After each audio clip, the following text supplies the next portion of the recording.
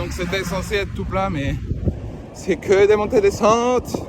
J'en peux plus. Il fait chaud. Je me suis tartiné de crème solaire là. Malheureusement, t'arrives jamais à prendre assez de vitesse que pour passer ces montées. Et donc tu te retrouves à d'un coup devoir mettre première vitesse, premier plateau.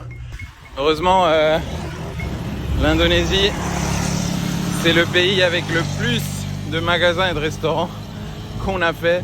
Je pense qu'il n'y a pas un seul kilomètre sans qu'il y ait un magasin ou un resto pour manger ou se rafraîchir. Donc, faut pas se plaindre.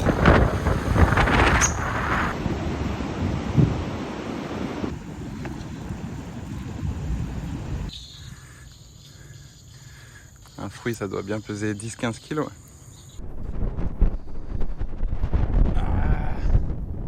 Vent de face depuis 100 km. J'en peux plus là.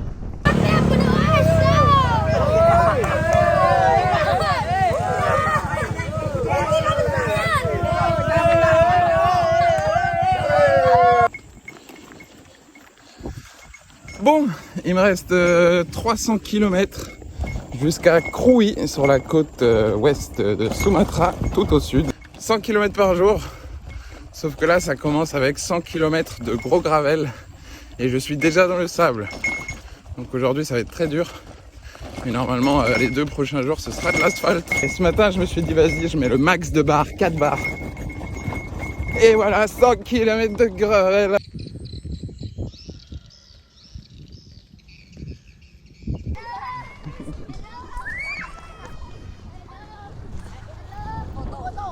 Photo. Il y a tout le village qui veut m'arrêter pour prendre des photos, j'en peux plus. Il y a genre 100 gosses qui sont venus me le demander. J'ai fait avec 5-6, mais tous les autres j'ai dû dire non. J'en peux plus. Et là ils me rejoignent en moto pour me demander et tout. Non. Allez, c'est parti. Ok, good. Encore.